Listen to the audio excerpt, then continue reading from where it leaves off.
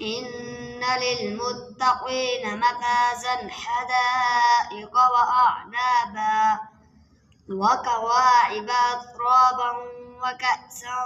دهاقا لا يسمعون فيها لغوا ولا كذابا جزاء